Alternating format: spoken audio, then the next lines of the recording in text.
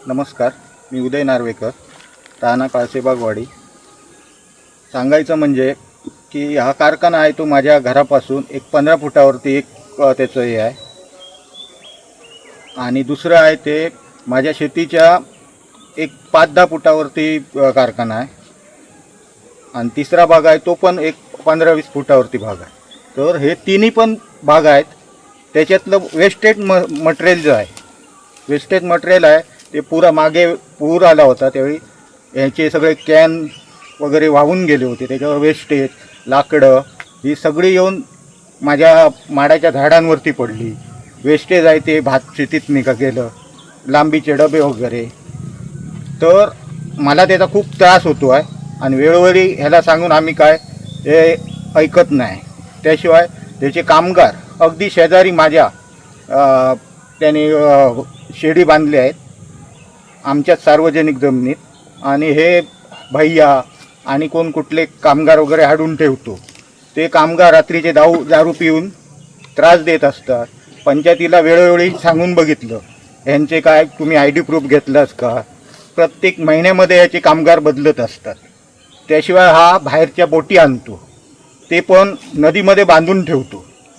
त्यामुळे ते कामगार ज्यावेळी येतात त्यावेळी ते बोटी न्यायला, त्यावेळी बाहेरचे खलाशी वगैरे असतात, त्यांचा धिंगाणा असतो रात्री 12, 1, 1, 2, 2 वाजेपर्यंत. आमच्या घरात आमची मुलं बाळ आहेत, त्यांना पण त्रास होतो, झोप नाही. तर शासनाने काहीतरी याचा पाठपुरावा करून याच्यावरती काहीतरी निर्बंध लावावे, हीच माझी विनंती. बस एवढंच सांगून मी हॅलो, नमस्कार. मी विनोद नार्वेकर, राहणारा काळसे.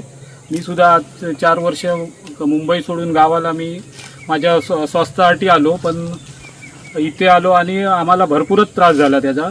कारण आम्हाला त्यांनी खोट्या केसमध्ये हे आम्ही जेव्हा फोटो काढायला गेलो, हायकोर्टाला पाहिजे होते म्हणून फोटो काढायला गेलो, तर आम्हाला चेन स्नॅचिंग म्हणजे चेन खेचल्याचा आरोप करून आम्हाला 392 करून 4 दिवस आम्हाला ह्याच्यात ठेवलं. आणि माझ्या पुतणीला सुद्धा सांगितलं, तू जर अशी मध्ये पडशील तर तुला सुद्धा अडकव म्हणून. माझ्या पुतणीला स्वतः फोन करून त्यांनी सांगितलं, त्याच्या मुलग्याने सांगितलं, बाळराजे फायबर शंकर नार्वेकरच्या मुलग्याने.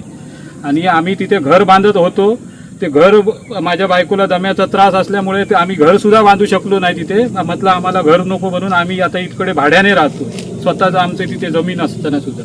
तर हा एवढा त्रास आम्ही सहन करतोय की आम्हाला आयुष्यात ह्याच्यापासून काहीच फायदा नाही आहे. आणि फायदा तोच करतोय आणि त्याचं दांडगाई चालते त्याची. तुम्हाला काय करायचं ते करा, हे करा. जेव्हा आम्ही त्याला लहानपणापासून आम्ही एका ठिकाणी असू, पण त्याच्यासाठी आम्ही त्याच्याबरोबर या कारखान्यासाठी आम्हाला त्यांच्याबरोबर दुश्मनी घ्यावी लागली. नाही तर आम्ही पहिल्यापासून एकत्र होतो. पण तो आता पैशाच्या जोरावर आणि पॉवरच्या जोरावर तो सगळी हे करतोय. आणि त्यामुळे आम्हाला आता तो शून्य मानतो आणि तो बोलतो तुम्हाला काय करायचं आहे ते करा म्हणून सांगतोय. एवढंच मला सांगायचं.